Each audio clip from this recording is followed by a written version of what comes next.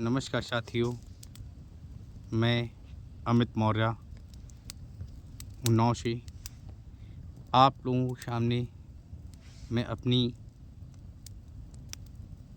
बात रखना चाहता हूँ कि किसानों की क्या ज़िंदगी होती है। साथियों, मैं दिखाना चाहता हूँ, ये देखिए मेरी आलू लगी हुई है खेतों में और इस तरफ गेहूँ बोए हुए हैं। इस तरीके की चीज़ें हैं, जबकि मैंने तार वगैरह सब लगा रखा है। साथियों, इस मौजूदा सरकार में किसानों को आवारा जानवरों की समस्या से जूझना पड़ रहा है।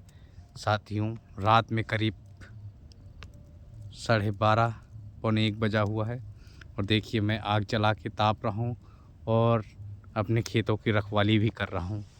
दिखाना चाहता हूँ, ये देखिए मेरे खेतों में आलू लगी हुई हैं। ये देखिए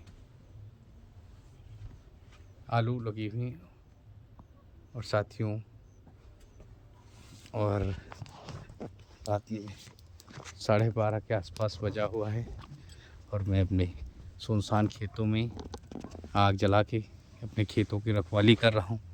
साथियों, किसानों की यही ज़िंदगी होती है और लोग कहते हैं किसान क्या करता है।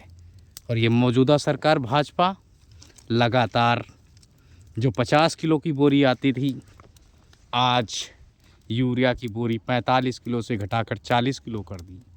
ये है विकास भाजपा का।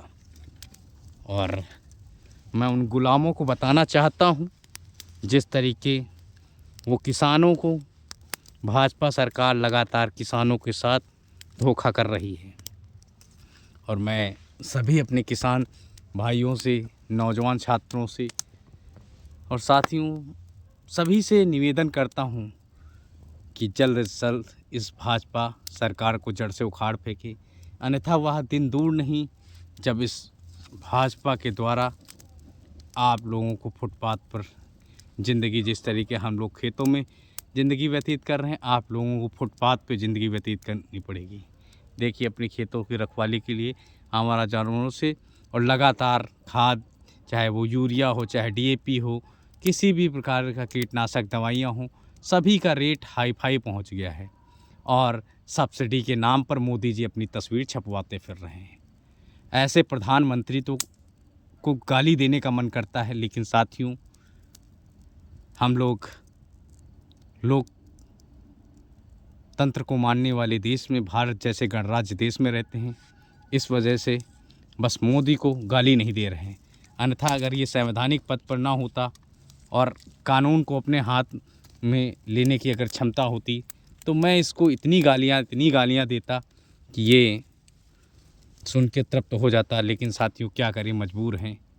देखिए रात में ज़िंदगी में काट रहे हैं कैसे, ये है किसानों का दुख।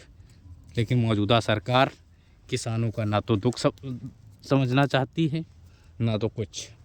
लगातार बस किसानों के साथ धोखे पे धोखा करती जा रही है। तो साथियों, मैं सभी से गुजारिश करता हूँ कि आप सभी लोगों से निवेदन भी करता हूँ कि इस भाजपा सरकार को जल्द से जल्द इस देश से उखाड़ फेंके, नहीं तो वह दिन दूर नहीं कि आप लोगों को भी सामना करना पड़ेगा, आपके बीवी बच्चों को भी दिक्कतों का सामना करने पड़ेगा। ज़्यादा समय न लेते हुए साथियों, सभी भारत देशवासियों से, किसान साथियों, नौजवान, बेरोज़गार छात्र छात्राओं से निवेदन करता हूँ कि जल्द से जल्द इस भाजपा सरकार को इस देश से उखाड़ फेंकने की मुहिम में अपना साथ दीजिए और इस देश के लोकतंत्र को बचाइए, इस भारत जैसे लोकतंत्र देश को बचाइए। मैं रात में करीब 12:30 बजे अपने खेतों की रखवाली आवारा जानवरों से कर रहा हूँ और इसमें जो लागत लगी है वो मौजूदा सरकार और जो पहले की सरकारें थीं उसकी तुलना में कई गुना ज़्यादा हो गया है और जो रेट था वो रेट भी कई गुना कम हो गया है।